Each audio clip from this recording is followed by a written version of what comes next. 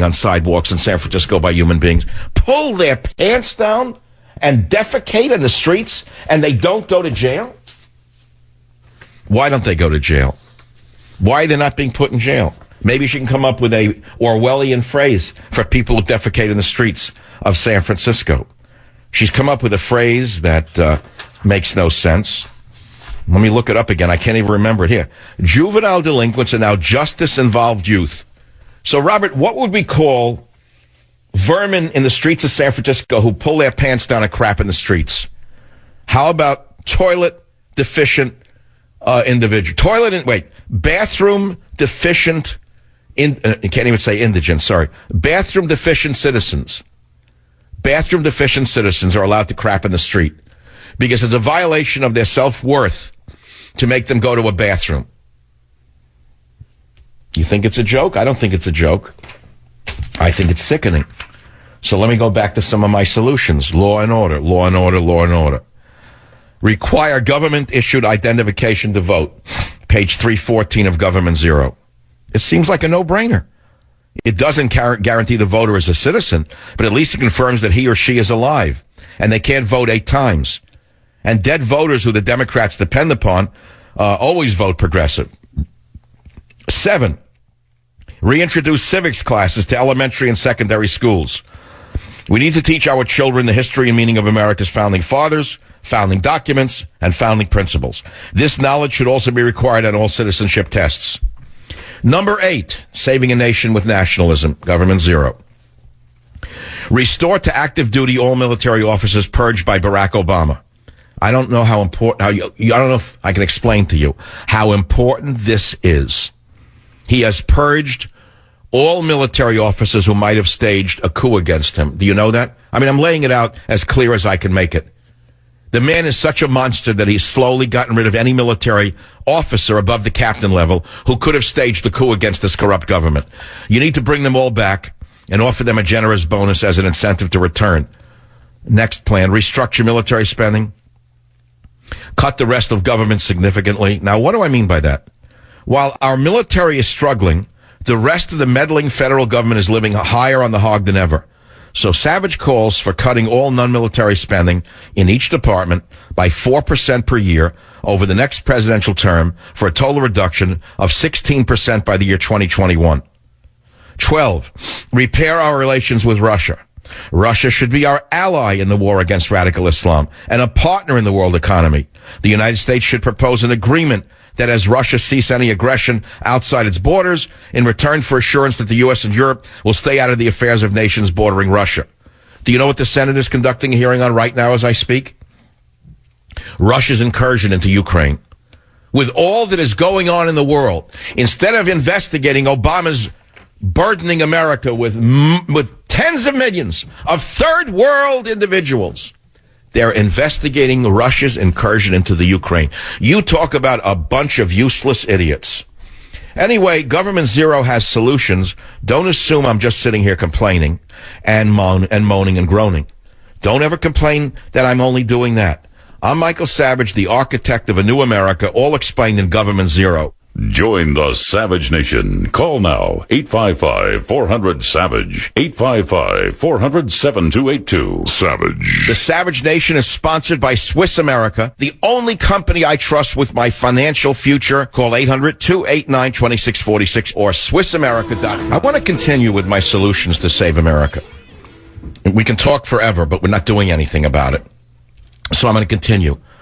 Point 13 of my 40-point plan to save a nation with nationalism and Government Zero. Sign a mutual defense treaty with Israel. The United States has no formal treaty with Israel at this moment. The United States would pledge its protection if Israel were attacked by a foreign power, in return for Israel guaranteeing the safety of American shipping and trade with its own resources in the region. And that means Israel has to step up to the plate and use that big military instead of hiding behind it. Use it. 14, end all foreign aid, including to Israel. The U.S. currently gives $3 billion in annual military aid to Israel, and 5 times that amount to Middle Eastern nations, most of which want to destroy Israel. We cannot afford this, nor would we need to bribe other nations not to attack Israel with a formal mutual defense treaty in place. Israel's rolling in money. They have one of the best high-tech industries in the world. It is time to understand that we're the basket case, not Israel. 15, recognize radical Islam as the enemy. We are not fighting a war on terrorism. Terrorism is a minor problem outside of what is perpetrated by radical Islam. Let's formally recognize the enemy, who doesn't just fight on the battlefield and in terrorist acts, but seeks to infiltrate the West and destroy its borders, language, and culture. 16, allow profiling and security investigations. While the TSA is harassing a Welsh German grandmother from Indiana, radical Islamists walk onto airplanes without ID and try to blow them up. This is the insane result of banning profiling and security work. That's point 16 of 40 points to save America. I am the architect of a new America. It's all in Government Zero. I'm very proud of the book. And I want you to understand that there are solutions. And this book belongs on your coffee table for Thanksgiving to awaken your family and your neighborhood.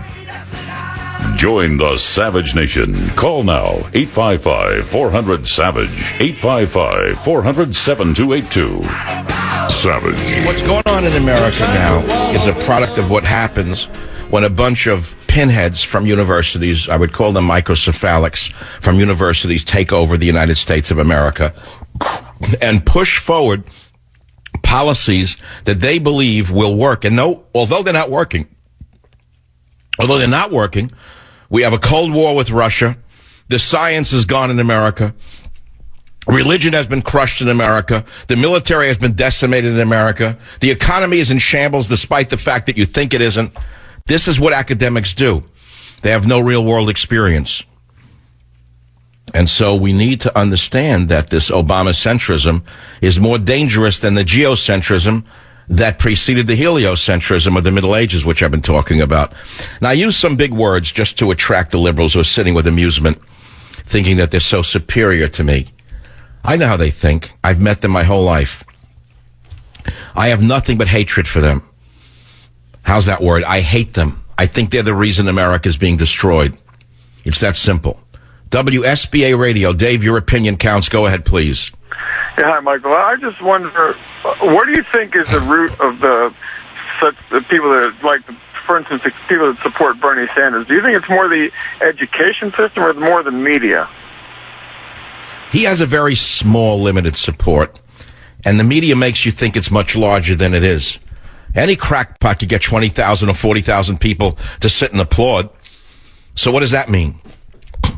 He has a very small, marginal audience of ignoramuses who don't even understand what his policies stand for. He's a classic throwback to the 1930s street union organizers of New York's Lower East Side, who screamed against the big business and against bankers. I've heard the argument before. His audience is very small.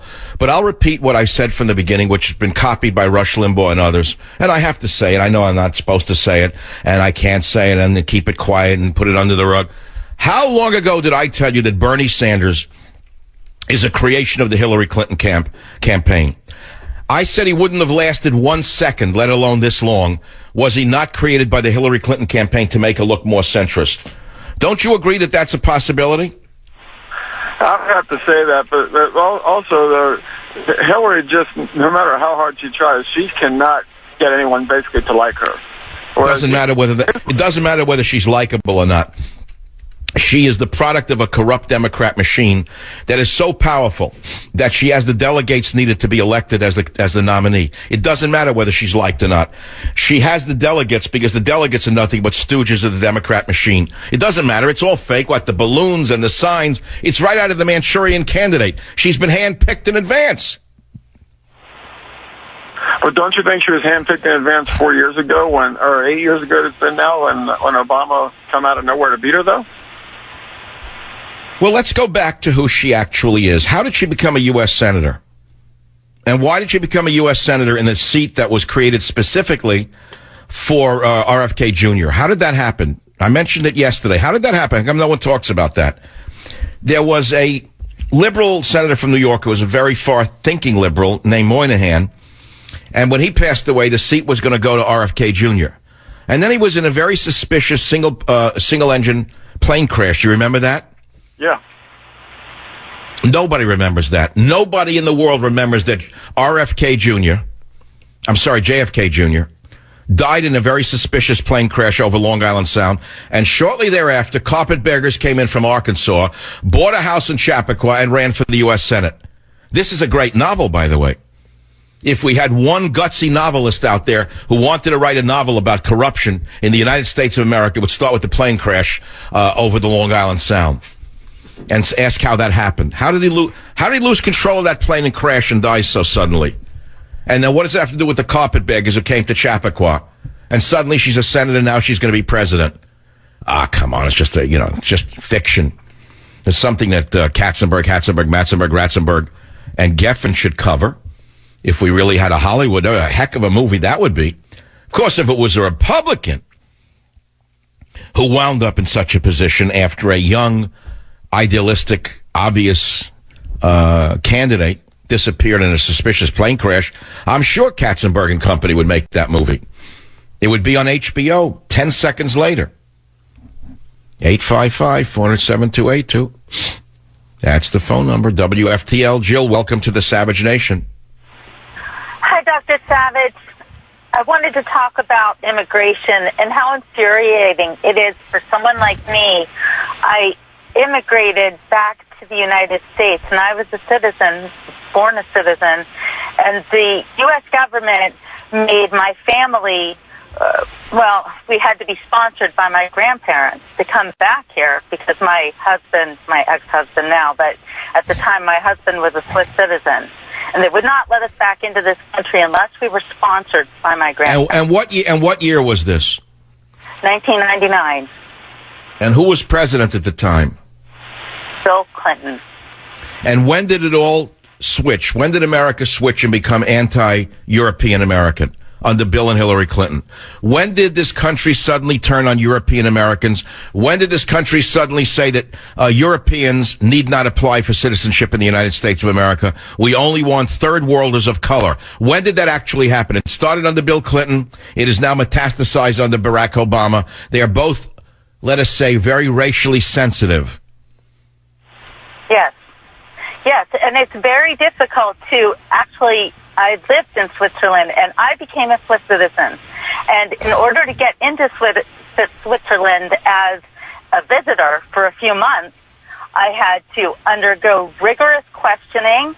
I had to go through this was when I was an au pair girl for a year.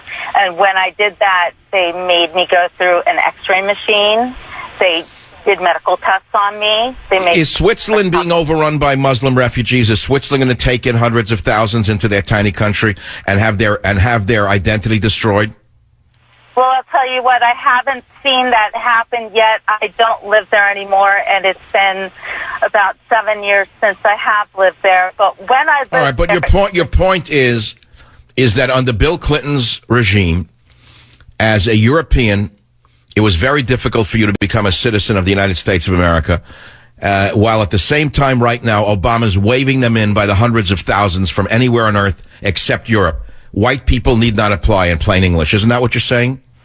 Oh, I'm saying that I am and was and always have been an American. No, I hear you, but I guess the bigger picture is the one I'm asking you.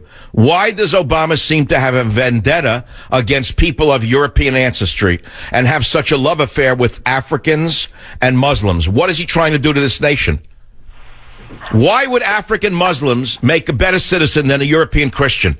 You have to ask that question. Why would an African Muslim or a Syrian Muslim be more of a favored citizen than a European Christian? Unless you have a psychosis against Europeans and Christians, and you have a vendetta against them, and you want to transform America into Africa and the Middle East. And then go on to MSNBC and tell laugh lines and have the machines put out the laughs. Well, I'm trying to put out the fire. I'm not trying to put out the laughs today. I'm trying to put out the fire. It's that simple. 855-400-7282. Many of you have given up. You feel that the American people are too far gone. You feel that there's no educating them. Their minds are made up. They have no minds. Their minds are blown. They're on drugs. They're on sex. They're on rock and roll. They're on crack. They're on speed. They're on marijuana. They're on alcohol, and they just don't care. You may